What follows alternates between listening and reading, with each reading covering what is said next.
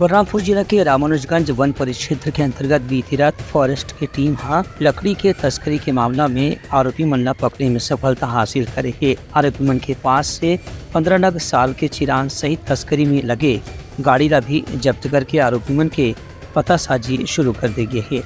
इस संबंध में लंबा समय से शिकायतकर्ता मन के बाद ये कहे जाते ही से कि यहाँ के जंगल से अवैध तरीका से लकड़ी काट करके देर रात अलग अलग निजी वाहन में होकर तस्करी बाहर के क्षेत्र में करे जाते है। जब वन विभाग लेकर सूचना मिली तो फिर घेराबंदी करके झारखंड के सीमावर्ती इलाका में लगातार सघन जांच कराएगी। से एक बाद ये मालूम चली सी कि निजी व्यक्ति कार में 15 नग साल के चिरान लेके जाते इसे तभी ओला पूछताछ के बाद पकड़े के प्रयास करेगी। इनमें तस्कर है अपन गाड़ी छोड़ के फरार होगी से ओकर पास से गाड़ी और साल के चिरान ला जब्त करके जांच शुरू कर दी गई है। इस संबंध में वन परिक्षेत्र अधिकारी विजय सिंह घटना की जानकारी दी। उनका कहना है कि फिलहाल सीमावर्ती इलाका में चौकसी और गश्त दोनों बढ़ा दी गई है।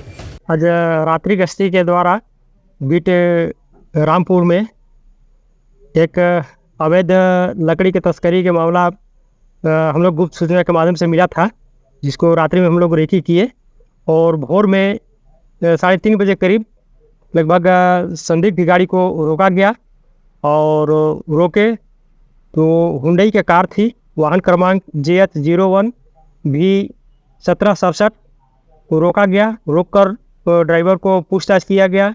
लकड़ी हमको उसमें पटरा चिरान मिला।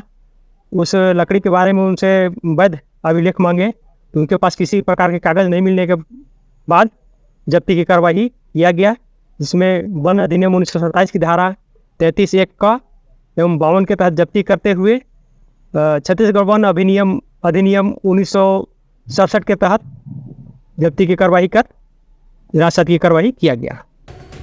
उत्तराखंड न्यूज़।